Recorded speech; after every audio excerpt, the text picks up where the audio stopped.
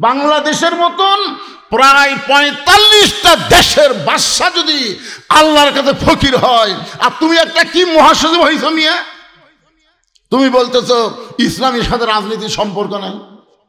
অথচ বাংলাদেশের এক দলের এক নেতা কইছে রাজনীতির সাথে নাকি ইসলামের সম্পর্ক নাই। আপনারা বলেন তো রাজনীতির সাথে ইসলামের সম্পর্ক আছে না নাই? কথা বলে আছে না নাই? যার সাথে ইসলামের সম্পর্ক থাকবে না সেটার নীতি হবে না, সেটা হবে দুর্নীতি। জোরে কোন কথা ঠিক কিনা?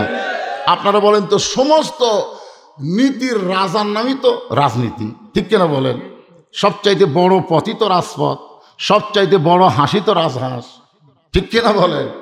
তাহলে আপনি সবগুলাতে জানেন যে রাস্তার মধ্যে বড় রাস্তা রাজপথ, হাঁসের মধ্যে বড় হাঁস রাজহাঁস, আর নীতির মধ্যে বড় নীতি হলো রাজনীতি। আপনি বলেন তো বড় নীতি কার, মানুষের না আল্লাহর? কথা বলা লাগবে তো।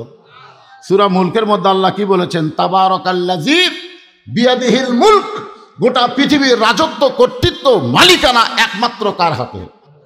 তাহলে বাদশাকে, আরো জোরে বলেন বাদশাকে। সম্রাট শাহজাহান মসজিদের মধ্যে গিয়ে নামাজ শেষ করে দুই হাত তুলে বলতেছে, ও বাদশার বাদশাহ, তোমার দরবারে আমি ফকির। বাংলাদেশের মতন ছোট্ট দেশের বাদশা ছিল না, বাংলাদেশের মতন প্রায় ৪৫টা দেশের বাদশা যদি আল্লাহর কাছে ফকির হয়, আর তুমি একটা কি মহাসচিব হইছো মিয়া, তুমি বলতেছো ইসলামের সাথে রাজনীতির সম্পর্ক নাই।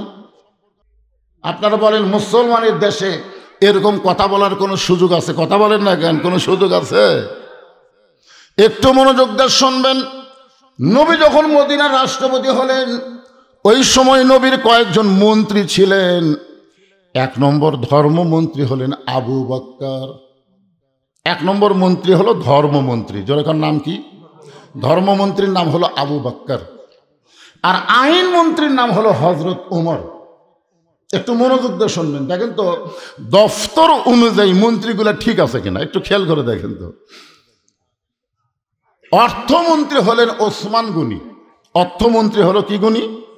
ওসমান গনি। আর শিক্ষামন্ত্রী হলেন হযরত আলী। এখন আপনারা খেয়াল করে দেখেন তো, এই যে 4টা মন্ত্রী যে আমি নাম করলাম, দফতর অনুযায়ী মন্ত্রী ঠিক আছে? ঠিক আছে। আর আমাকে 15.5 বছর যেগুলো মন্ত্রী ছিল, আপনারা দেখেন তো দফতর অনুযায়ী মন্ত্রীগুলো ঠিক ছিল? একটা আইন মন্ত্রী নৌকার মাঝির সাথে ধরা খেলো। জোরে কোন কথা ঠিক কিনা? মাঝির সাথে ধরা খেলো না? একেবারে প্যান্ট শার্ট কোট সব খুলিছে, শার্ট আর লুঙ্গি পরে নৌকার বসে আছে। সবাই খোঁজ দিছে, ওই নৌকার মধ্যে আছে আইনমন্ত্রী আনিসুল হক। পুলিশেরা গিয়ে ওরে যখন ধরছে, ধরার পরে একটা আইনমন্ত্রী, অথচ কত বড় বেআইনি করলো দেখলেন? চোখ টেরা করে বললো, যে পুলিশ কয় কাকু তার দেখতে পাই না, ওই যে বসে নাই। চিনবার পারতি? আরে চিনবা কেমনে? ওই দাড়ি কেনা চুলে কলপ করছে, এর নাম হলো সালমান এফ রহমান। ই হলো প্রধানমন্ত্রী উপদেষ্টা, যাকে আমরা বাংলাদেশের মানুষ জানি দরবেশ। যেরকম কি বেশ? দরবেশ দাড়ি কামায়া চুলে কলপ করে বসে আছে। এখন আইনমন্ত্রী হয়ে ওরে ধরা দিল। ওই ধরা পড়ার পরে বললে, ভাই তুমি কি এই কামটা ঠিক করলে? তুমি ধরা পড়ছে আমাকে ধরাই দিলে। আপনারা বলেন তো এটা আইন ঠিক আছে? আর তাকে দীর্ঘদিন আইনমন্ত্রী করা হলো। আল্লামা সাইদ হুজুর সম্পর্কে তার কাছে প্রশ্ন করা হয়েছিল সাংবাদিকেরা, যে অনেক সাক্ষী আজকে পলায়ে গেছে, যারা সাইদি হুজুরের বিরুদ্ধে সাক্ষী দিবে তারা পলায়ে গেছে, তাদের খুঁজে পাওয়া যাচ্ছে না। তার নামে যে মামলাগুলো করা হয়েছে সমস্ত মামলাই হলো মিথ্যা, তাকে কারাগার থেকে মুক্ত করে দেওয়া দরকার।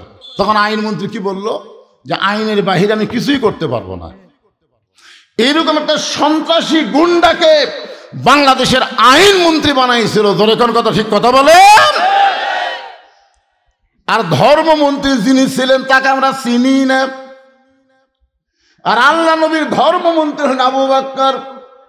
তিনি কেমন ধার্মিক ছিলেন, যার শানে আল্লাহ বলেছেন, ইয়া আইয়ুহাল্লাযীনা আমানুত্তাকুল্লাহা ওয়া কুনু মা'আস সাদিকিন।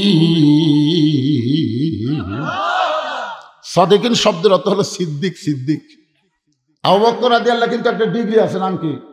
সিদ্দিক। আল্লাহ বলতেছেন তোমরা যারা আমাকে বিশ্বাস স্থাপন করো, যারা আমাকে বিশ্বাস করো, তোমাদের কলিজার মধ্যে যদি আল্লাহর ভয় রাখতে চাও, ওই আবু বকর সিদ্দিকের তোমরা দল করো, আবু বকর সিদ্দিকের তোমরা সাথী হয়ে যাও। তিনি কেমন ধার্মিক ছিলেন! ফেরেশতা জিবরাইল এসে নবীকে সালাম দিলেন। সালাম দেওয়ার পরে বলে, ইয়া রাসূলুল্লাহ, এই সালামটা স্বয়ং আল্লাহ তাআলা আপনাকে দিয়েছে। নবী আমার দাঁড়িয়ে বললেন, জিবরাইল, আল্লাহ আমার দোস্ত। আল্লাহ কি? আমার দোস্ত। এই কারণে আল্লাহ আমাকে তোমার মাধ্যমে সালাম দিছে। জিবরাইল বলেন, হুজুর, আল্লাহ শুধু আপনাকে সালাম দেয়নি, আপনার ধর্মমন্ত্রী আবু বকরকেও আল্লাহ সালাম দিছে। সঙ্গে সঙ্গে নবী বললেন, জিবরাইল, আমি আল্লাহর দোস্ত, এই কারণে আল্লাহ তোমার মাধ্যমে আমাকে সালাম দিল, কিন্তু আমার আবু বকরকে আল্লাহ সালাম দিল। এই সালামটা কে পৌঁছাইবে? জিবরাইল বলতেছে, হুজুর, নবী ছাড়া অন্য কারো কাছে যাওয়ার অধিকার আমার নাই, এই জন্যে আমি আবু বকরের কাছে আল্লাহর সালামটা পৌঁছাবার পারতেছি না, এই সালামটা আপনাকেই পৌঁছার লাগবে। আল্লাহ রাসূল বলেন, জিবরাইল, তোমার কাছে একটা কথা জানতে চাই যে আবু বকর এমন কি আমল করলো যে আমল করার কারণে আরশের আল্লাহ আবু বকরকে সালাম দিল? জোরে কোন সুবহানাল্লাহ। ফেরেশতা জিবরাইল বলে, ইয়া রাসূলুল্লাহ, আমি জানি না কোন আমলের কারণে আল্লাহ আবু বকরকে সালাম দিল, এটা আমি জানি না। নবী বলতেছেন, আমিও তো জানি না। তো জিবরাইল বলে, হুজুর, আমিও জানি না, আপনিও জানেন না, এটা জানবার গেলে আপনাকে তদন্ত করা লাগবে। আপনি একটু তদন্ত করে দেখেন তো কোন আমলের কারণে আল্লাহ আবু বকরকে সালাম দিল। দুনিয়ার সবাই যখন ঘুমায় আছে, এমন সময় আল্লাহ নবী তদন্ত করার জন্য আবু বকরের বাড়ির দিকে রওনা দিলেন। এক সময় আবু বকরের জানলার কাছে নবী কানটা লাগায় শোনেন, ঘরের ভিতরে ছোট বাচ্চার মতো ফুফায়া ফুফায়ে কাঁদতেছে। রাসূল বলে, আল্লাহ, এই দুনিয়াতে যাকে আপনি 1 নম্বর জান্নাতের সার্টিফিকেট দান করে দিলেন, দুনিয়াতে 10 জনকে জান্নাতের সার্টিফিকেট দেওয়া হয়েছে। খালি মনে করবেন না যে 10 জনই জান্নাতি, তা কিন্তু না, সমস্ত সাহাবীরাই জান্নাতি। জোরে কোন সুবহানাল্লাহ। যাদের নামের পিছনে রাদিয়াল্লাহু তাআলা আনহু আছে, আছে না নাই? সাহাবীদের নাম বলতে আমরা কি বলি? রাদিয়াল্লাহু আনহু। আল্লাহ কোরআনে বলেছেন, রাদিয়াল্লাহু আনহু ওয়া রাদু আন যালিকা লিমান খাশিয়া রাব্বাহ। যাদের পিছনে রাদিয়াল্লাহ শব্দ থাকবে তারা সকলেই বিনা হিসাবে জান্নাতে যাবে। সুবহানাল্লাহ বলেন। এক সময় ফেরেশতা জিবরাইল এসে নবীকে বললেন, ইয়া রাসূলুল্লাহ, আল্লাহ পাক আমাকে জানাইলো আপনাকে জানানোর জন্যে ৭০,০০০ আপনার উম্মতকে আল্লাহ বিনা হিসাবে জান্নাত দিয়ে দিবে। আপনারা সুবহানাল্লাহ করেন, কিন্তু নবী সুবহানাল্লাহ কয় না। নবী সুবহানাল্লাহ কয় না।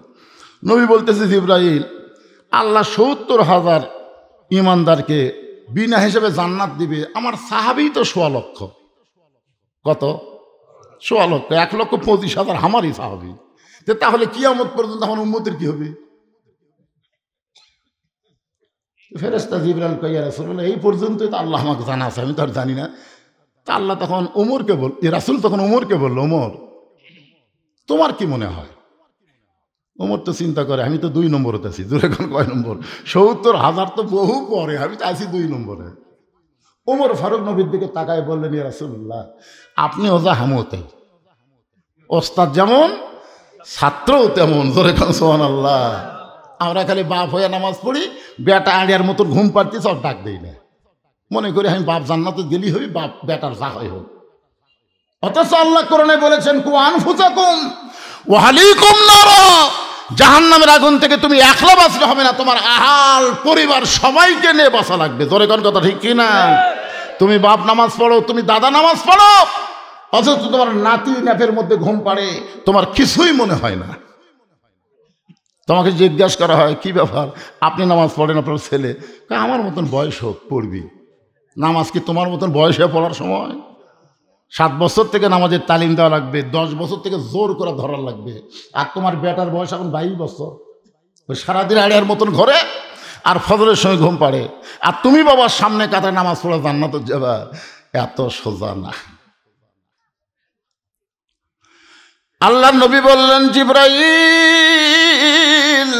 আমার আইনমন্ত্রী যখন বলেছে আমিও যা আপনিও তাই, আপনিও যা আমিও তাই, তাহলে এটা গ্রহণ করা হলো না। যাও আল্লাহর কাছে যাও। ফেরেশতা জিবরাইল বলতেছি, ইয়া রাসূলুল্লাহ, আল্লাহ আপনার নবী তো ওই ৭০,০০০ বিনা হিসাবে জান্নাতি গ্রহণ করলো না। নবী তার আইনমন্ত্রীকে বলল, সেও বলল আমিও যা নবীও তাই, মানে নবীও যা আমিও তাই। তা আল্লাহ বলতেছে, আমি তো একবারে লিখে ফেলে দিছি কলম দিয়ে, এইটা তো আর পরিবর্তন করা যায় না। তবে একটা কাজ করো, নবীর কাছে যায় বলো যে প্রত্যেক একজনের ৭০,০০০ করে বিনা হিসাবে তাদেরকে জান্নাতে দেওয়া হবে। জোরে কোন সুবহানাল্লাহ। হিসাব করে দেখেন তো, ৭০,০০০, আবার একজনে যদি ৭০,০০০ হয়, ৭০,০০০ করে এরকম ৭০,০০০ বার ইকুয়ালটি আসবে প্রায় ৪০০ কোটির মতন। সেই হিসাবে আমরাও আশা করতে পারি যে আমরাও হয়তো বিনা হিসাবে জান্নাতি। জোরে কোন সুবহানাল্লাহ। কি নবী পাইছি ভাই, আহারে। আল্লাহ নবী বলেন, আল্লাহ যেই মানুষটা দুনিয়ার ১ নম্বর জান্নাতি, সেই মানুষটা এমন করে কেন কাঁদতেছে, এভাবে কেন কাঁদতেছে? নবী কিছু সময় কান্না শোনার পরে মসজিদ নববীতে চলে গেলেন।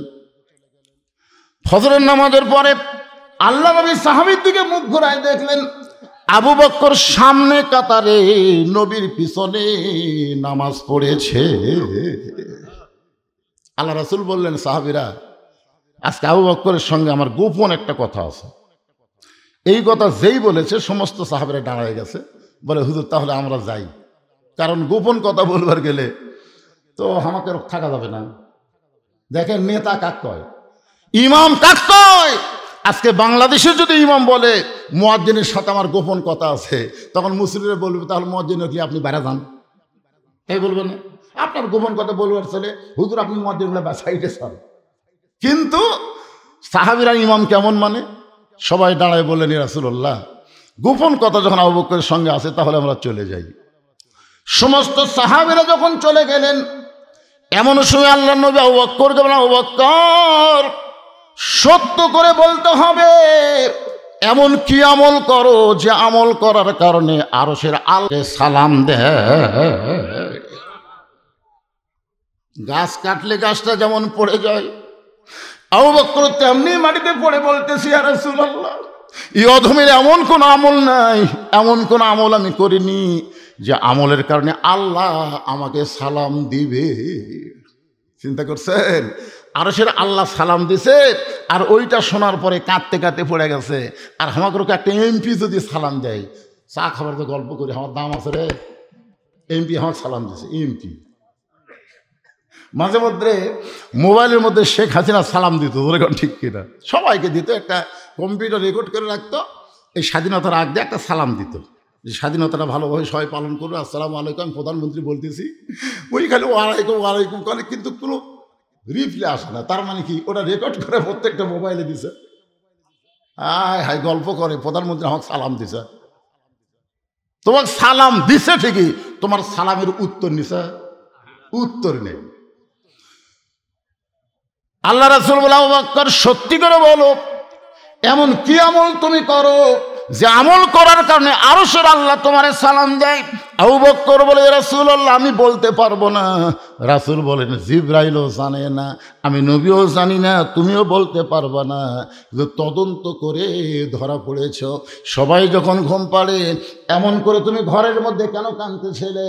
আবু বকর বলে, ইয়া রাসূলুল্লাহ তাহাজ্জুদের নামাজের পর ফজরের একটু সময় বাকি আছে, আর ওই সময়ের ভিতরে আমি আল্লাহর মোরাকাবা মুশাহিদায় লিপ্ত হলাম। মোরাকাবা মুশাহিদা এটা পিসাবে তৈরি না, রাসূল কিন্তু দীর্ঘ ৩.৫ বছর মোরাকাবা করেছেন জাবালে রহমত গারে হীরার ভিতরে। জোরে কোন কথা ঠিক কিনা? যখন কোরআনের প্রথম ৫টা আয়াত নিয়ে জিবরাইল আসলেন, তখন জিবরাইল কিন্তু তাকায় দেখে গর্তের ভিতরে একটা মানুষ বসে আছে এইভাবে। ফেরেশতা জিবরাইলকে ক্যারি, এই ছোট্ট একটা গর্ত, আর সেই গর্তের মধ্যে একটা মানুষ বসে আছে, বসে অবস্থায় দেখা যায় 2 হাত। আর এই মানুষটার উপর আল্লাহ কোরআন নাজিল করতেছে। যে কোরআন পাহাড় সহ্য করতে পারবে না, আসমান সহ্য করতে পারবে না, আর সেই কোরআন এই মানুষের উপরে আল্লাহ নাজিল করতেছে। এই কথা মনে করি আল্লাহ বলতেছে ইয়ানজুরু বিনুরিল্লাহ, জিবরাইল চোখ দিয়ে দেখলে হবে না, নজর করো। ফেরেশতা জিবরাইল নজর করে দেখতে পায় আল্লাহ আর নবী এক জায়গায়। ধরে কেন সুবহানাল্লাহ।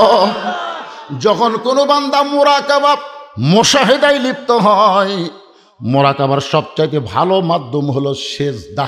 জোরে বলেন নাম কি? আসজুদ আত্তারিফ। আল্লাহ কোরআন বলেছেন তোমার সেজদা তোমাকে আমার নিকট পর্যন্ত পৌঁছায় দিবে। ধরে কেন সুবহানাল্লাহ। নামাজের মধ্যে যে সেজদা দেন, এই সেজদা তো আপনি ইচ্ছা করলেই বেশিক্ষণ দিবার পারবেন না, কারণ আপনি মুসল্লি হচ্ছেন, ইমামকে খেয়াল করা লাগবে, আর ইমাম হলে মুসল্লি খেয়াল করা লাগবে। ইমাম যদি নামাজের সেজদার মধ্যে মোরাকাবাত যায়, তাহলে মুসল্লিরা সব সেজদা তুলে বলবে কি ইমাম কুটি গেল রে। এই জন্য রাসূল বলেছেন 3 বার, বড় জোর 5 বার, এর বেশি বলা যাবে না। যে 3 বার 5 বার বললে কি আপনি মোরাকাবা হবে? এটা কাল ঢকা ঢক মারা হচ্ছে। জোরে কোন কথা ঠিক কিনা?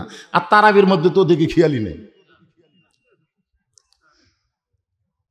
সবাই যখন ঘুমিয়ে গেছে, এমন সময় একটা মহব্বতের নামাজ আল্লাহ আমাদেরকে দান করলেন। অমিনাল লাইলি ফাতাহাজ্জাত বিহি নাফিলাতাল লাক। রাতের একটা অংশ আছে, সংসার আল্লাহ তাআলা তাহাজ্জুদের নামাজ আমাদের সকলের জন্য নফল করে দিয়েছে। আল্লাহ রাসূল বললেন সাহাবীরা 5 ওয়াক্ত নামাজ হলো ইবাদত, আর তাহাজ্জুদ হলো মহাব্বত। সাহাবীরা বললেন হুজুর 5 ওয়াক্ত ইবাদত আর তাহাজ্জুদ হলো মহব্বত, এই দুইটার ব্যাখ্যা কি? আল্লাহ রাসূল বললেন ইবাদতের ব্যাখ্যা হলো ইবাদতের মাধ্যমে মানুষ জান্নাত চায়, আর মহব্বতের ব্যাখ্যা হলো মহব্বতের মাধ্যমে মানুষ আল্লাহ চায়। আপনার বলেন তো আল্লাহ আগে না জান্নাত আগে? আব্দুল কাদের জিলানী বলেছে যে আমাকে যদি আল্লাহ বলে যে আব্দুল কাদের তোমাকে আমি 8টা জান্নাত দিলাম, কিন্তু আমি আল্লাহ তোমার সাথে নেই, আমি আব্দুল কাদের একটাবারও জান্নাতের দিকে পা দিব না, কারণ আল্লাহ যদি আমার সাথে না থাকে আমি জান্নাত দেখি করব। আর যদি বলে আব্দুল কাদের তুমি জাহান্নামে যাও, আমি আল্লাহ তোমার সঙ্গে থাকবো, আমি খুশি হয়ে জাহান্নামের দিকে পা বাড়াবো। কারণ আল্লাহ যদি আমার সঙ্গে থাকে তাহলে খালি আমি একলা আগুনে পড়বো না, আল্লাহও পড়বি। জোরে কোন কথা ঠিক কিনা? কিন্তু আমি তো জানি আমার জাতির পিতা ইব্রাহিম আল্লাহর মহব্বত নিয়ে যখন আগুনের চুলার মধ্যে পড়ে গেল, আল্লাহ সঙ্গে সঙ্গে বলে দিল আগুন জ্বলিস না, কারণ ইব্রাহিম একলা নাই, আমি আল্লাহ তার সাথে আছি। জোরে কোন সুবহানাল্লাহ। কুল্লা ইয়া নারু কুনি বারদাম ওয়া সালামান আলা ইব্রাহিম। এই তাহাজ্জুদের মহব্বতের নামাজ হয় মোরাকাবা। আবু বকর বলে রাসূলুল্লাহ আমি মোরাকাবার হালতে দেখতে পাই কে যেন ঘোষণা করতেছে আল্লাহ সবাইকে জান্নাত দিবে, আল্লাহ সবাইকে জান্নাত দিবে, শুধু একজনকে জাহান্নাম দিবে। আমার মনে এত বড় ভয়, ওই একজন যদি আবু বকর হয়। ইয়া রাসূলুল্লাহ আমার মনে এত বড় ভয়, সবাইকে আল্লাহ জান্নাত দিবে কিন্তু একজনকে জাহান্নাম দিবে, আমার এত ভয়। ওই ভয়টা পেয়ে আমি ছোট বাচ্চার মতন কান্না শুরু করে দিলাম।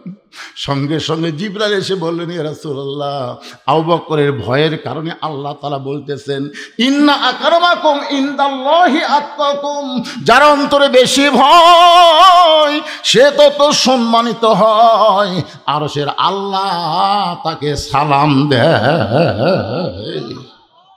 এখন বলেন ধর্মমন্ত্রী হিসাবে আবু বকর কেমন? ধর্ম ভিতরে আছে না নাই? কেমন আছে?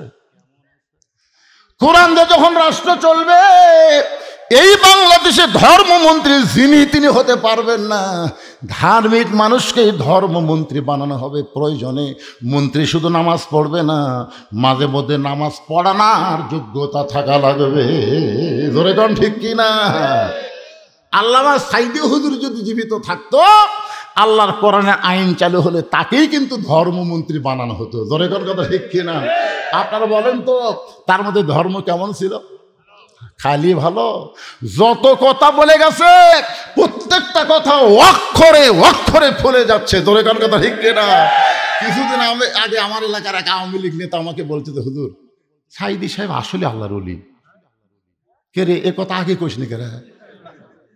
হুজুর বলবার চাই, কিন্তু দলের চাপ তো বলে পারি না। আসলে আওয়ামী লীগের মধ্যেও শতকরা 90% আওয়ামী লীগ সাইদি হুজুরকে খালি ভালোবাসে না, তার যে কোনো অপরাধ নাই এটাও তারা বিশ্বাস করে। শুধু ভারতের মালওয়ানের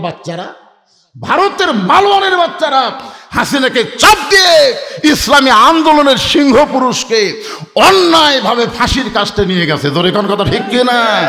যে কয়জনকে ফাঁসি দেওয়া হয়েছে তদন্ত করে দেখেন তারা কোনো অপরাধের সাথে জড়িত না। বাংলাদেশে আল্লাহর কোরআনের আইন চালু করতে দেবে না বলে ভারত এরকম ষড়যন্ত্র করে। কারণ কি জানেন? কারণ কোরআন দিয়ে যখন বাংলাদেশ চলবে তখন ভারতের দিকে বাংলাদেশ তাকাবে না, আমেরিকার দিকে বাংলাদেশ তাকাবে না, কোনো দেশের দিকে বাংলাদেশ তাকাবে না। বাংলাদেশ তাকায় থাকবে আমরা আল্লাহর দিকে। ধরে কোন কথা ঠিক না?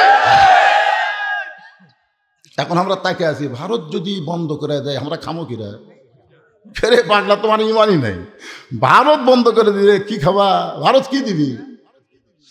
যদি আমরা আল্লাহর মুখাপেক্ষী হই তাহলে আল্লাহ ভারতের জন্য রেজেক বন্ধ করে দিবি। ধরে কোন কথা ঠিক কিনা? যেদিন থেকে ভারত চিনি বন্ধ করছে, আলু বন্ধ করছে, পেঁয়াজ বন্ধ করছে, আপনারা দেখেন তো বাংলাদেশে সেদিন থেকে দাম বাড়িছে না কমিছে? কথা কয় না বাড়ে। তার মানে ওমা মিন দাব্বাতিন ফিল আরদি ইল্লা আলাল্লাহি রিজকুহা। এই আয়াতের ব্যাখ্যা হলো পৃথিবীতে এমন কোনো বিচরণশীল প্রাণী নাই যার রেজেকের ব্যবস্থা আল্লাহ করেন। আর আল্লাহ কোরআনে বলেন ফালিয়াবুদু রব্ব হাযাল বাইত আল্লাযী আত'আমাহুম মিন জু'ইন ওয়া আমানাহুম মিন খাউফ। আল্লাহু আকবার। আল্লাহ বলতেছেন ওই ঘর মানে কোন ঘর? আল্লাহর কাবা ঘরের মালিকের তোমরা গোলামি করো, নামাজ পড়ো, আমি আল্লাহর সাথে সাথে তোমাদেরকে 2টা পুরস্কার দিব। 1 নম্বর পুরস্কার হলো ক্ষুধা তোমাদের থাকবে না, তোমাদের দারিদ্র থাকবে না, তোমাদের রেজেকের সমস্ত পেরেশানি আমি আল্লাহ তাআলা দূর করে দেব। ও আমানাহুম মিন খাউফ। ভারত তোমাদেরকে দখল করবে, আমেরিকা তোমাদেরকে দখল করবে, এই ভয় থেকে আমি আল্লাহ পুরোপুরি তোমাদের নিরাপত্তা দিব। ওদের অ্যাটম বোমা থাকতে পারে, তোমাদের ঈমান থাকবে, ঈমানের কাছে কোনো অস্ত্র কুলাবে না। জোরে বলেন কথা ঠিক কিনা? একটা অস্ত্র কুলাবে না। ঈমানের কাছে অস্ত্র ফুটবি? আরে ওরা ইসরায়েলকে এমন একটা অস্ত্র দিল যে ফিলিস্তিনের ছোট বাচ্চাকে টার্গেট করে গুলি করবে, কোনো সাউন্ড হবে না, বুঝবারই পারবি না। মায়ের কোলে বাচ্চা আছে, মা গুলি লাগবে না, সন্তানকে গুলি লাগে বুক পুড়ে যাবি। আল্লাহ বলে ও আমেরিকা ইসরায়েলকে সহযোগিতা করে ফিলিস্তিনের বাচ্চাদেরকে পুড়াচ্ছ, আমি আল্লাহ ইচ্ছা করলে গোটা আমেরিকা পুড়াই দেবো। জোরে কোন কথা ঠিক কিনা? আপনার বলেন তো পোড়া শুরু হয়নি? কথা বলেন না, পোড়া শুরু হয়নি? পানি দিয়ে বহু কিছু দিয়ে যখন আগুন থামছে না, তখন মুসলমানের কাছে গিয়ে বলতেছে ভাই তোমরা আজান দাও রে। এই সময় আজান না দিলে আগুন থামবি না। কারণ ঠেলা পড়লে আর অ্যাটম কুলাই না, আর হাইড্রোজেন কুলাই না, আর ভগবান কুলাই না, আর ঈশ্বর কুলাই না, গড কুলাই না, একমাত্র আল্লাহ। জোরে বলেন কথা ঠিক কিনা? আল্লাহর প্রতি পরিপূর্ণ আস্থা এবং বিশ্বাস রেখে এই মুহূর্তে একটা তাকবীর দেওয়া লাগবে। পারবেন আপনারা? লিল্লাহে তাকবীর। আসলে হয়েছে আলহামদুলিল্লাহ। আপনাদের এলাকায় এই সন্ধ্যার সময় মাহফিল করতে ভয় পায়। আপনারা বলেন তো এই সময় মানুষ কম না বেশি? এইবারে এলাকার কোনো মাহফিল হয়নি? হয়েছে না হয়নি? রাতের বেলা মানুষ কেমন হয়েছে?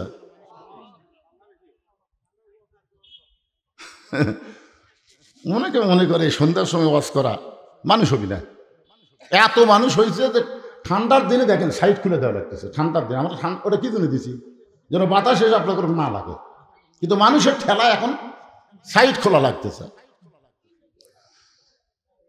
একটু মনোযোগ দিয়ে শোনেন। আল্লাহ রাসূল ডাকতেন ওসমান, মনে আছে না ভুলে গেছেন? তখন ওসমান ছিলেন অর্থমন্ত্রী।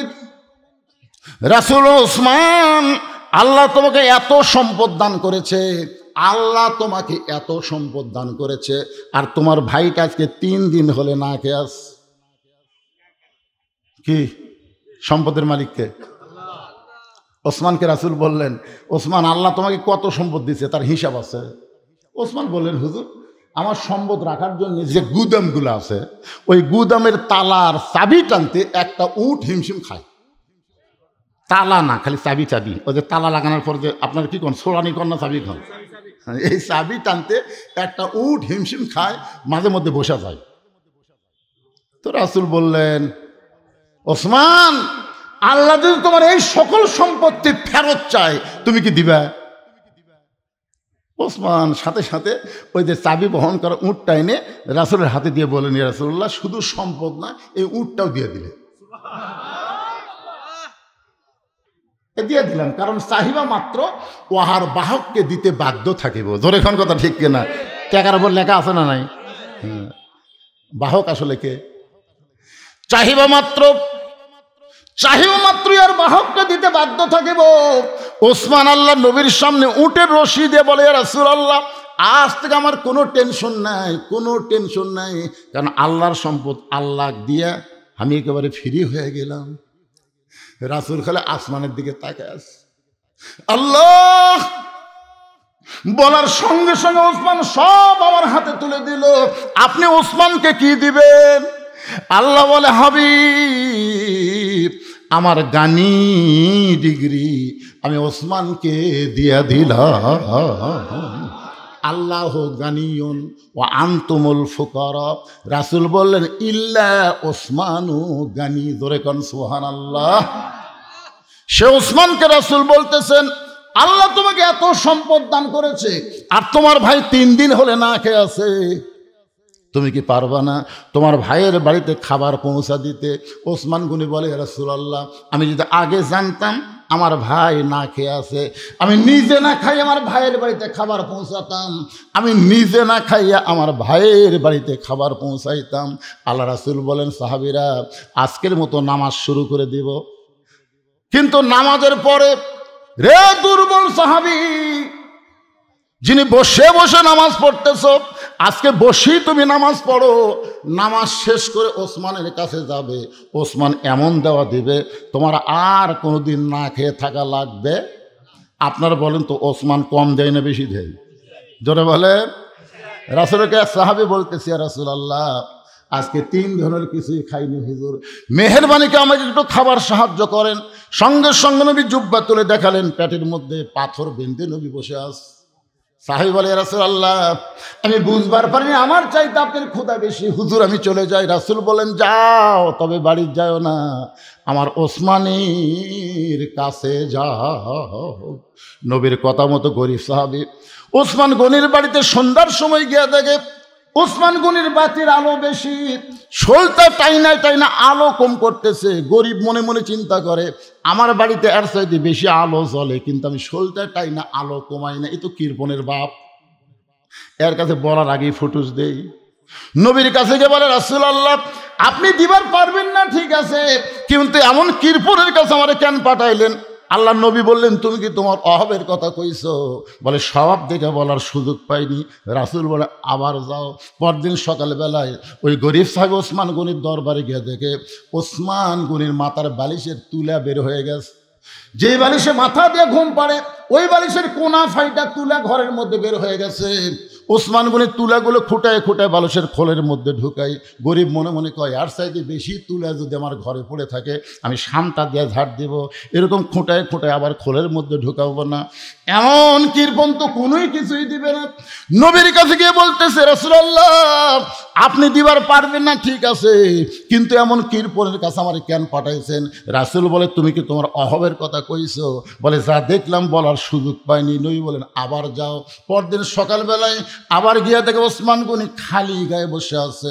ওসমান গনির কোলের মধ্যে একটা পাঞ্জাবি কয়েক জায়গায় ছিঁড়ে গেছে, নিজেই শুয়ের মধ্যে সুতা ঢুকায়া ওই পাঞ্জাবিটা সিলাই করবেন, কিন্তু বিপদ হয়ে গেল, শুয়ের মধ্যে সুতা ঢুকাবার পারতেছেন না। সুতা এই দিকে যায়, এই দিকতে যায়, কিন্তু শুয়ের ছিদ্রের মধ্যে সুতা যায় না। গরিব ডাক্তার, ওসমান ভাই, আমি যদি সুতাটা শুয়ের মধ্যে ঢুকাই দেই, মনের মধ্যে রাগ ঢুকছে, ইচ্ছা করলে 1000টা নতুন পাঞ্জাবি বানাতে পারবে, আর নিজে ছেঁড়া পাঞ্জাবি সেলাই করবে। আল্লাহর কৃপণ কে আছে? রাগ করে বলতেছে, ভাই আমি যদি কামটা করে দেই। ওসমান গনি বললেন, মারহাবা, আসো। শুয়ের মধ্যে যেই মাত্র সুতা ঢুকাই দিছে, ওসমান গনি খপ করে হাত ধরে বলতেছে, ভাই যান, আমার এত বড় উপকার করলেন, এর বিনিময়ে আপনি কি চান? হাতটা ছেড়ে দেন, হাতটা খালি ছেড়ে দেন, চলে যাই। ওসমান গনি বললেন, না, এত বড় উপকার করার পরে তোমাকে খালি হাতে ছাড়বো না। ম্যানেজার দৌড়ে এসে বলে, হুজুর আমারে ডাকলেন, আমার এই ভাই শুয়ের মধ্যে সুতা ঢুকায়া আমার ছেঁড়া পাঞ্জাবি সেলাই করার সুযোগ করে দিল, এর বিনিময়ে একে 100টা উট দিয়া দাও। গরিব বলে, হুজুর আপনি কি বলেন? সামান্য শুয়ের মধ্যে সুতা ঢুকাইলে আপনি 100 উট দিবেন? ওসমান গনি বলে, ম্যানেজার আমার এই ভাইকে তুমি 200 উট দিয়া দাও। গরিব বলে, হুজুর আপনি কি বলেন? সামান্য শুয়ের মধ্যে সুতা ঢুকাইলে আপনি 200 উট দিবেন? ওসমান বলে, ম্যানেজার ওই ফার্মে কত উট আছে? বলে 2000-এর বেশি। বলে সব আমার ভাইকে দিয়া দাও। গরিব বলে, হুজুর আর বাড়াবেন না, আর বাড়াবেন না। সামান্য শুয়ের মধ্যে সুতা ঢুকাইলে যদি আপনি আমাকে 2000 উট দেন, তাহলে পরপর 3 বার কি দেখলাম? বলে, কি দেখছো তুমি? প্রথম দেখলাম আলো বেশি আলো কমাইতেছেন, তারপরে দেখলাম বালুচ ফাইটা তুলে পড়ে গেছে, ওই তুলা খোটায় খোটায় বালুচের মধ্যে ঢুকালেন। তারপরে দেখলাম ছিঁড়া পাঞ্জাবি সেলাই করবেন, কিন্তু শুয়ের মধ্যে সুতা ঢোকাবার পারতেছেন না। ওসমান গনি মুচকি মুচকি হাসে, বলে, ভাই তুমি 3 বার যেইটা দেখছো এর নাম হলো দুনিয়া। বাল তুসিরুনাল হায়াতাদ দুনিয়া ওয়াল আখিরাতু খায়রুন ওয়া আবকা। তুমি 3 বার যেটা দেখছো তার নাম হলো দুনিয়া, আর তোমাকে যেইটা দিলাম তার নাম হলো আখিরাত। এই দুনিয়াতে আলোর দরকার ওসমানের নাই, এই দুনিয়াতে আরামের বালিশের দরকার ওসমানের নাই, এই দুনিয়াতে ভালো পাঞ্জাবির দরকার ওসমানের নাই। ওসমান হলো আখিরাতের কাঙ্গাল। তোমাকে 2000 উট দিয়া আল্লাহ যেন ওসমানকে আখিরাতে দেয়। লিল্লাহে তাকবীর। ওসমান যদি আখিরাতের কাঙ্গাল হয়, অর্থমন্ত্রী হয়ে আমার সামনে বসে যারা ওয়াজ শুনতেছেন, যারা দাঁড়িয়ে আছেন, আপনার কিসের কাঙ্গাল? দুনিয়া না আখিরাত? কারা কারা আখিরাতের কাঙ্গাল? 2 হাত তুলে আমার আল্লাহকে একটু দেখান। লিল্লাহে তাকবীর। যারা হাত তুলে আল্লাহরে দেখাইছেন, আখিরাতের জন্য এই দোহার মাদ্রাসায় আপনাদের কিছু দেওয়া লাগবে। ব্যাগ যাবে, রুমাল যাবে, যে যা পারবেন আখিরাতের কাঙ্গাল মনে করে দিবেন। আপনি যদি দেখেন 500 টাকা আছে, 2000 টাকা আছে, 1000 টাকা আছে, 10 টাকা আছে, আপনি যদি 10 টাকা দেন তাহলে বোঝা গেল আপনি দুনিয়ার কাঙ্গাল, আখিরাতের না। এই জন্যে ছোটো মোটো বাদ দা ভালো একটা বড় নোট বার করে গামছার মধ্যে দিবেন। আর এই গামছা আদায় করতে 5 মিনিট টাইম লাগে। এই 5 মিনিটের মধ্যে যারা 5000, 10,000, 2000, 1000 যারা দিবেন, আমি আমার হাতে দিবেন। 1000, 2000 গামছার মধ্যে দিয়েন না, একটু হাতে দেন। মাশাআল্লাহ বলার সঙ্গে সঙ্গে একজন আল্লাহর বান্দা 500 টাকা দান করেছে। আল্লাহ দানকে কবুল করেন। যে নিয়তে দান করলো আল্লাহ নেক নিয়ত নেক আশা পুরা করেন। জোরে বলি আল্লাহুম্মা আমিন। এইগুলো কি মাদ্রাসা ছাত্র? এদের হাতে একটা ব্যাগ দিয়ে পারেনি, ব্যাগ দিলে তো ভালো হতো। এরা গামছা ধরে 1/2 টাকা তুলবে, 1/2 ফেলে দিবি রে বাবা। ধরো ধরো, তোমার জুব্বা ধরো না কেন? এই গামছা ধরার চাইতে জুব্বা এইভাবে ধরাই ভালো। মাশাআল্লাহ মাশাআল্লাহ। কত আছে বাবা? মাদ্রাসার সাবেক ক্যাশিয়ার 1000 টাকা নগদে দান করেছে। এ বর্তমান ক্যাশিয়ার কুটিরে সাবেক ক্যাশিয়ার দিল, বর্তমানে মনে হচ্ছে না। বর্তমান ক্যাশিয়ার আসেন, 1000 টাকা দান করেছে, আল্লাহ কবুল করেন। আরেকজন 500 টাকা মাদ্রাসায় দান করছে, আল্লাহ কবুল করেন। আরেকজন 500 টাকা দান করেছে, আল্লাহ কবুল করেন। আমি একটা আপনাদের সুযোগ দিয়ে দিলাম, যাদের বাপ মা কবরে গেছে, বাপ মাকে কবর জান্নাত বানানোর জন্য কোরআন শরীফ বাবদ 500 টাকা দান করবেন। আপনি 500 দেওয়া মাত্র একটা কোরআন দানের, ওয়ালাইকুম আসসালাম, কোরআন দেওয়ার সোয়াব আল্লাহ আপনার বাপ মার কবরে দিবে। যাদের পকেটে 500 আছে একটু দিয়ে দেন, একটা কোরআন দানের সোয়াব পাবেন এই মাদ্রাসায়। এই মাদ্রাসার ছাত্রদের হাতে একটা কোরআন দিলে যে সোয়াব আপনি জানেন না। মাশাআল্লাহ, কোরআন বাবদ আল্লাহ তোমার একজন বান্দা 500 টাকা দান করেছে, আল্লাহ কবুল করেন। আরেকজন কোরআন শরীফ বাবদ 500 টাকা দান করছে, আল্লাহ কবুল করেন। আরেকজন কোরআন বাবদ 500 টাকা দান করছে, আল্লাহ কবুল করেন। এগুলো ঠিক মতো আদায় হচ্ছে? একটা অভিজ্ঞ ছেলেদেরকে আপনি দিবার পারেন না। এ ছোটো ছোটো বাচ্চারা গেছে, এরা কি তুলবে আল্লাহ ভালো জানে রে। ওয়ালাইকুম আসসালাম। জি আলহামদুলিল্লাহ। আব্বা মারা গেছে, বাবার জন্য কোরআন শরীফ বাবদ 500 টাকা দান করেছে, আল্লাহ বাবার কবরকে জান্নাতের টুকরা বানায় দেন।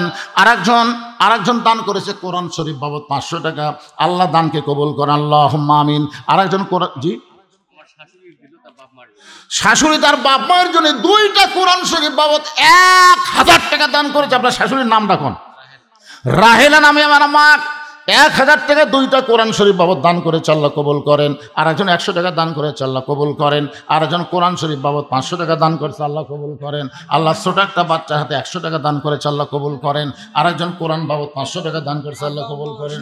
আব্বা মা অসুস্থ, সুস্থতার জন্য কোরআন বাবদ 500 টাকা দান করেছে, আল্লাহ কবুল করেন। আর একজন 100 টাকা দান করছে, আল্লাহ কবুল করেন। আর একজন কোরআন শরীফ বাবদ 500 টাকা দান করছে, আল্লাহ আপনি কবুল করেন। আর একজন কোরআন বাবদ 500 টাকা দান করছে, আল্লাহ কবুল করেন। আর একজন আল্লাহর বান্দা 2টা কোরআন শরীফ বাবদ 1000 টাকা দান করলো, আল্লাহ দানকে কবুল করেন। আল্লাহ আরেকজন কে মারা গেছে, বাপ মা 2জনই মারা গেছে। দেখেন মুখটার দিকে তাকায়, কত করুণ অবস্থা। বাপ মা যার দুনিয়াতে নাই তার কেউ নাই রে, তার আপন বলতে কেউ নাই। আজকে বাপ মা 2জনই কবরে চলে গেছে, কোরআন শরীফ বাবদ 500 টাকা দান করলো, আল্লাহ বাপ মার কবরকে জান্নাতের টুকরা বানায় দেন। জোরে বলে আল্লাহুম্মা আমিন। এগুলোকে আপনার মাদ্রাসার ছাত্র নিকে যেতে মাঝখানে যাচ্ছে, হ্যাঁ তারা উঠলো কেন? এরা কিভাবে কালেকশন করতেছে? কালেকশন হবি না, এই হাজার হাজার লোক হাত তুললো গামছা ব্যাগের মধ্যে টাকা দেওয়ার জন্য। ওসমান গনির সাথে জান্নাতে যাবে। চালাক হবে রে, বোকা হবে না, আখিরাতকে প্রাধান্য দিবে, দুনিয়াকে দিবে না। ধরে এখন কথা শিখছে না, তো টাকাগুলোতে লিবার পারলো না। আরেকজন কোরআন শরীফ বাবদ 500 টাকা দান করেছে, আল্লাহ দানকে কবুল করেন, পড়া করেন। সকলে বলি আল্লাহুম্মা আমিন। এই মাদ্রাসার বর্তমান কমিটির সভাপতিকে আসে না কেন? সেগুলো কখন দিবে? না আদায় করছেন আগেই? কোনো আদায় করেননি। মাদ্রাসার সভাপতি, সহসভাপতি, সেইটারই কেশিয়ার, এরা কেউ ধার দেয় নাই। এরা গেল কোন জায়গায় রে? বিজ্ঞাপনের সময় দিছে রাত্রি 8:30 পর্যন্ত। ধরে কোন কথা ঠিক কিনা? 8:30 পর্যন্ত মাহফিল হবে। এখন বাজে কয়টা? মা বাবার জন্য সাহেবের লেখেন। এখন ধান দান করেছে, আল্লাহ কবুল করেন। আর একজন কোরআন শরীফ 500 টাকা দান করেছে, আল্লাহ কবুল করেন। কি দেখো আজকের মাশাআল্লাহ মাইকটাও যেমন সুন্দর, ডেকোরেটও মাশাআল্লাহ খুব সুন্দর। মালিক দিল 500 টাকা কোরআন শরীফ বাবদ, আল্লাহ দানকে কবুল করেন, আল্লাহুম্মা আমিন। এই গোটাল মাহফিল মিলে না টাকা তো ভালোই আছে বারা। হ্যাঁ মাশাআল্লাহ, না রে এরা তো কাম ভালোই করছে। আমার জিয়া ভাই বলতেছে তোমার কাছে রে 42 মণ গোস্ত দিয়া বিরিয়ানি পাক করছে ভাই, খালি খালি লয়। দেখছেন আল্লাহু আকবার কয়, কি দেখছেন? তবরকের কথা শুনে আল্লাহু আকবার। এখানে এইভাবে টাকা গুনলে হবে না।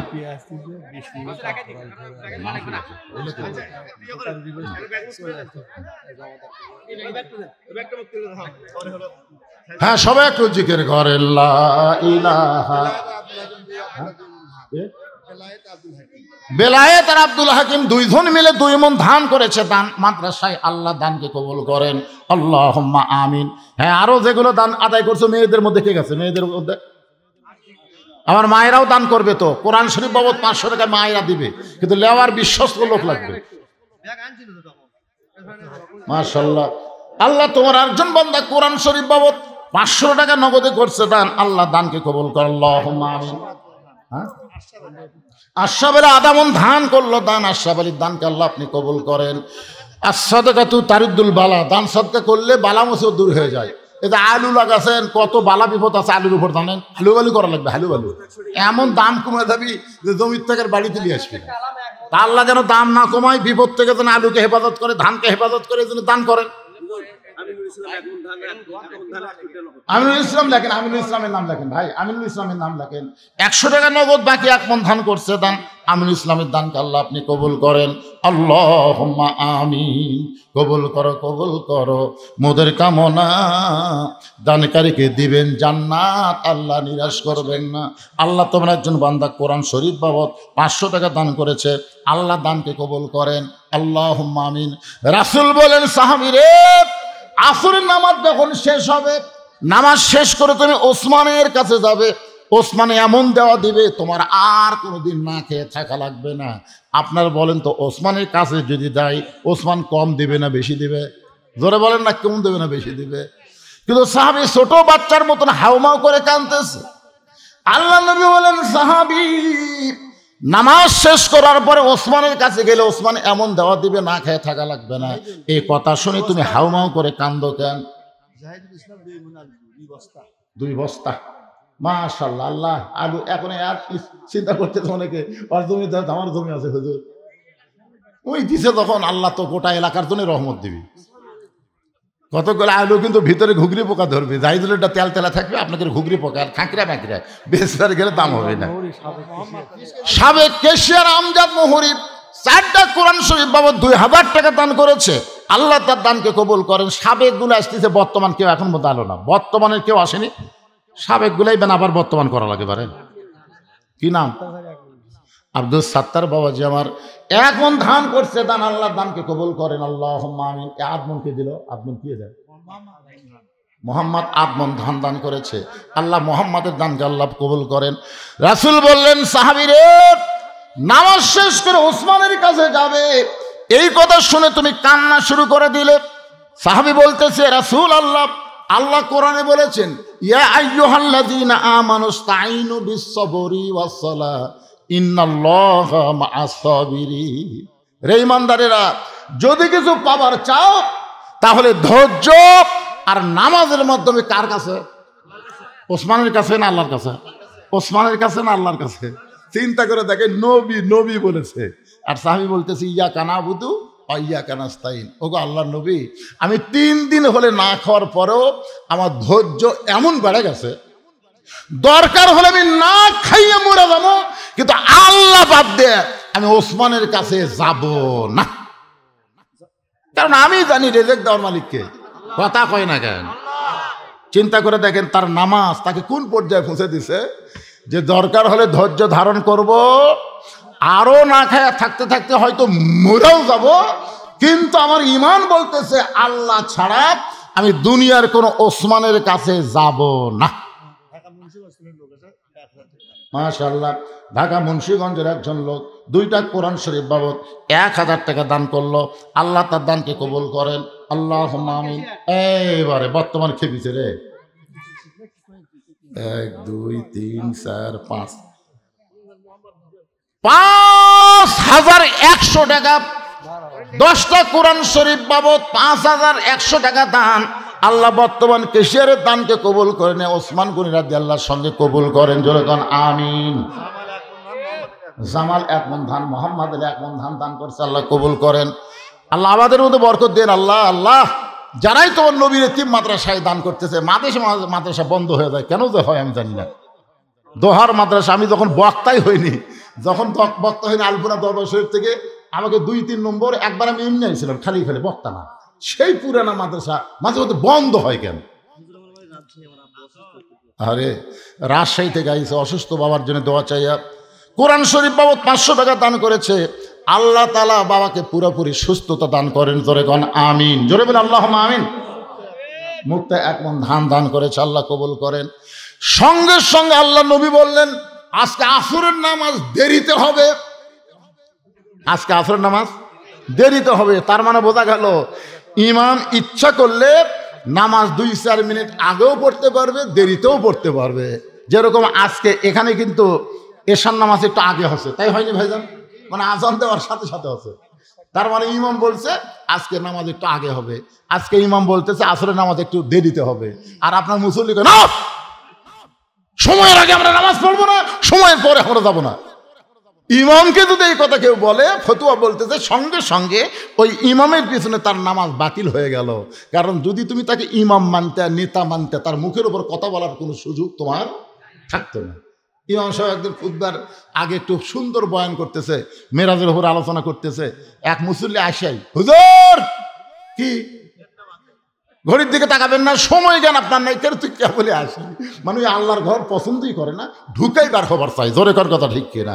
আল্লাহ বলেছেন যতই চেষ্টা করো তোমার নামাজ আমার কাছে 1 পয়সারও দাম নাই, কারণ বিশ্ববরী ওয়াসসালাহ, ধৈর্য যদি না থাকে তার নামাজ হবি না।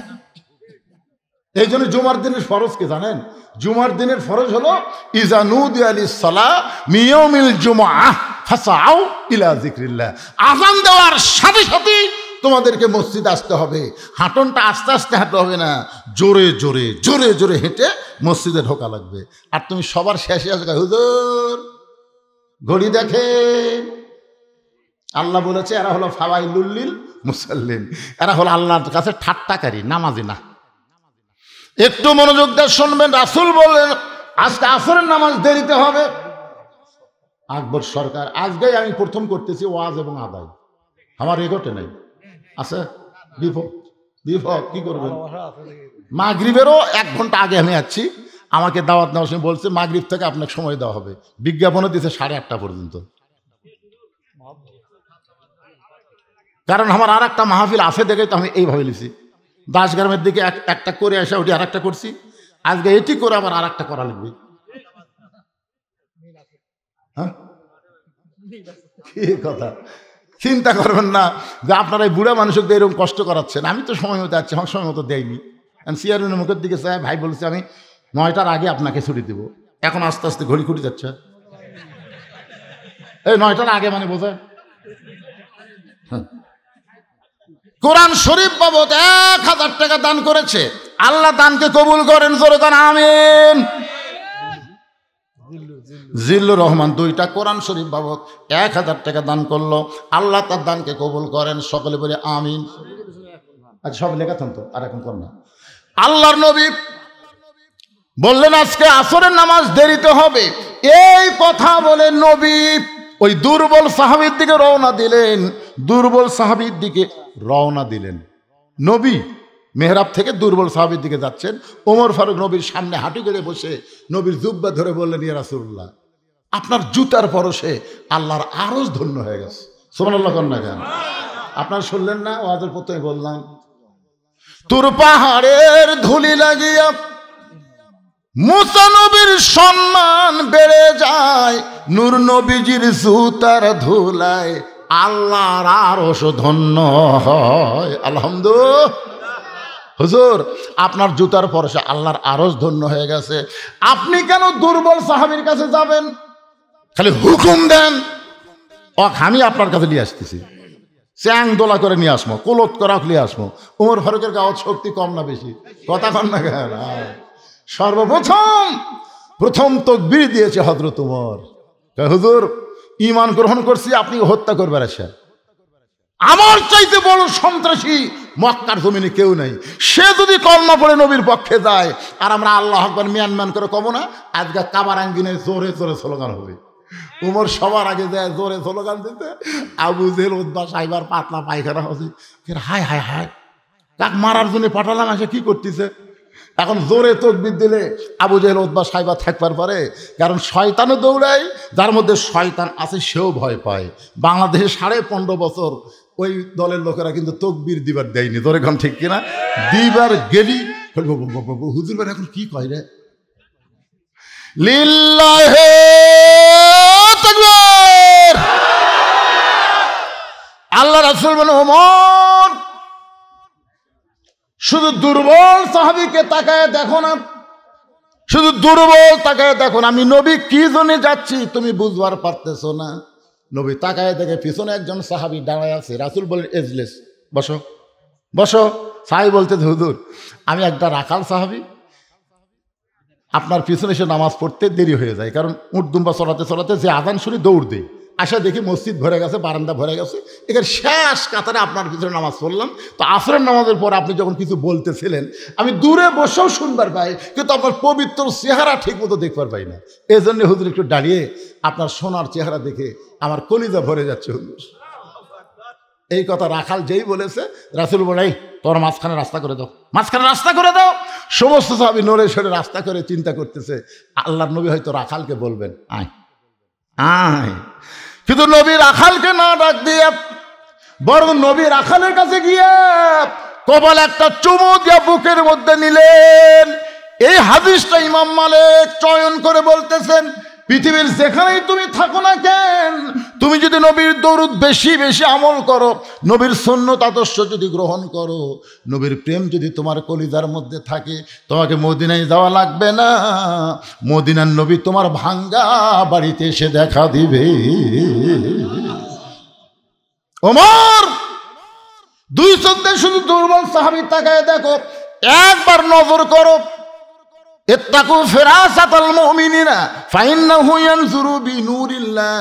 উমর ফারুক দুই চোখ বন্ধ করে তাকায় দেখে ওই সাহাবীর ভিতরে এমন একটা পাওয়ার, যে পাওয়ারে কাঁপতে কাঁপতে ওমর ফারুক পড়ে গেলেন। সাহাবেরা বলল, ইয়া রাসূলুল্লাহ, ওমর ফারুক পড়ে গেল, আমরা কি তার হুঁশ ফিরাবো? রাসূল বলেন, নিজে নিজে হুঁশ ফিরে পাবে। এক সময় ওমর ফারুক হুঁশ ফিরে পেলেন। রাসূল বলেন, ওমর, তোমার মতন শক্তিশালী মানুষ যাকে চ্যাং দোলা করে আমার কাছে নিয়ে আসবার চাইলা, তার দিকে তাকায় তুমি এভাবে কাঁপতে কাঁপতে পড়ে গেলে। ওমর ফারুক বলে, ইয়া রাসূলুল্লাহ, আমি নজর করে দেখি ওই দুর্বল সাহাবীর ঈমানের পাওয়ার এত বেশি। রাসূল বললেন, কত বেশি? ওমর ফারুক বললেন, আসমানের সূর্যকে যদি মেঘের মধ্যে লুকিয়ে দেওয়া হয়, আর ওই দুর্বলের ঈমান যদি সূর্যই দাগায় দেওয়া হয়, ওই সূর্যের চাইতেও বেশি আলো হবে। আর এই পাওয়ারটাই কেবলমাত্র নামাজের মাধ্যমে অর্জন হবে। কার মাধ্যমে হবে? ইন্না সালাতা তানহা আনিল ফাহশাই ওয়াল মুনকার।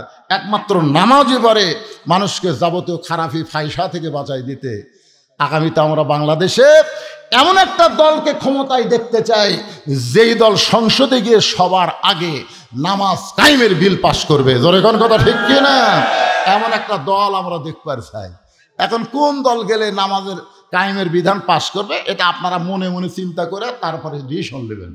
কারণ আল্লাহ কোরআনে বলেছেন, আল্লাযীনা ইম্মাক্কান্নাহুম ফিল আরদ। পৃথিবীর মধ্যে এমন আল্লাহ কোরআনে বলতেছেন, আল্লাযীনা ইম্মাক্কান্নাহুম ফিল আরদ। পৃথিবীর মধ্যে কোনো মুসলমানকে যখন ক্ষমতা দেওয়া হবে, ওই মুসলমান ক্ষমতার চেয়ার পাইয়াই তার 1 নম্বর দায়িত্ব হলো আকামুস সালাত, নামাজ কায়েম করা। আজকে আমাদের যে ছেলেরা, আপনারা এখানে মাগরিব ইশার নামাজ পড়লেন আর বাহিরে হইচই করলো, যখন নামাজ কায়েমের বিল পাস হবে, হইচই করার টাইম আছে?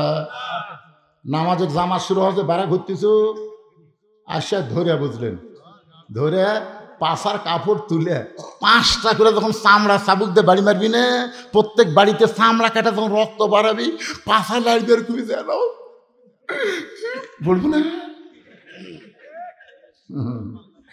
একটা ছেলে যদি 5 ওয়াক্ত নামাজ পড়ে, ওই জীবনেও কোনো মেয়ের দিকে তাকাবি না।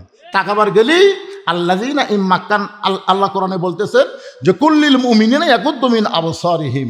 মুমিন পুরুষ যারা হবে 5 ওয়াক্ত নামাজি হবে, পর নারীর দিকে তারা একবারও তাকাবে না। তাদের ভিতরে এমন ভয় হবে, পরের বউ আমি দেখবো কেন, পরের মেয়ে আমি দেখবো কেন, আমারই তো বউ আছে। যত দেখা লাগবে তাকা থেকে দেখবো, দেখা আর সোয়াব, দেখা আর সোয়াব। নিজের বউ দেখলে সোয়াব, পরের বউ দেখলে পাপ। এই জিনিসটা অন্তরের মধ্যে আল্লাহ তাআলা জাগরণ সৃষ্টি করে দিয়ে। ভাইজান, আমি যতটুকু আলোচনা করতে চাইছিলাম হয়তো ততটুকু পারলাম না। যে সময় নিয়ে আইছিলাম সে সময় আমি পাইলাম না। কি করব, সামনে একটা মাহফিল থাকার কারণে আজকের মতো এখানে আলোচনা শেষ করতেছি। সবাই ইস্তেগফার পড়ে, আস্তাগফিরুল্লাহ রব্বি মিন কুল্লি জামবি ওয়া তুবু ইলাইহি, আস্তাগফিরুল্লাহ রব্বি মিন কুল্লি জামবি ওয়া তুবু ইলাইহি, লা হাওলা ওয়ালা কুওয়াতা ইল্লা বিল্লাহিল আলিয়্যিল আযীম। মাশাআল্লাহ, বাপ মা দুইজনে মারা গেছে, দুইজনে মারা গেছে। বাপ মা রুহের মাগফিরাতে 2টা কোরআন শরীফ বাবদ 1000 টাকা দান করেছে। আল্লাহ বাপ মার কবরকে জান্নাতের টুকরা বানিয়ে দিক। সকলে বলে আমিন। কিছু বলবেন না? ওইরকম করলে হবে না, মাহফিল আছে, এরকম হবে যায়, আপনি সাথে সম্পর্ক লস করে দেবেন। আসসালামু আলাইকুম। আসলে আমি একজন প্রতিনিধি, কিন্তু আমি উভয় সংকটে পড়ে গেছি। মোশাররফ ভাই ফোন করে বলতেছে আমি কোন দল, আর হুজুর বলতেছে আমি ওয়াজ করে ঠান্ডা মারবো। এখন আপনারা ডিসিশন জানেন যে আসলে আমাদের একবার সবার প্রিয় মানুষ, পার্শ্ববর্তী 1 কিলো করে, এবং যদি হুজুর যদি এখানে না থাকে তাহলে আপনারা তো থাকবেন না। আমি আপনাদেরকে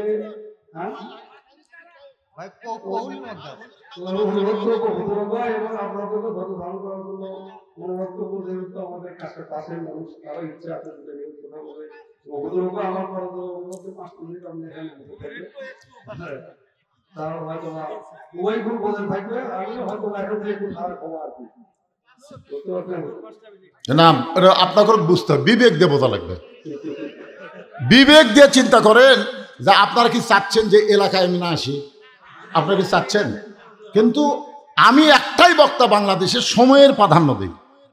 যাই আমাকে দাওয়াত দিচ্ছেন, যখন আমার সময় তার 1 ঘন্টা আগে আমি আসি। তাহলে মোশাররফ ভাইয়ের কাছে বিজ্ঞাপন যখন দেওয়া হচ্ছে তখন তিনি সময় দেখছেন 8:30 পর্যন্ত।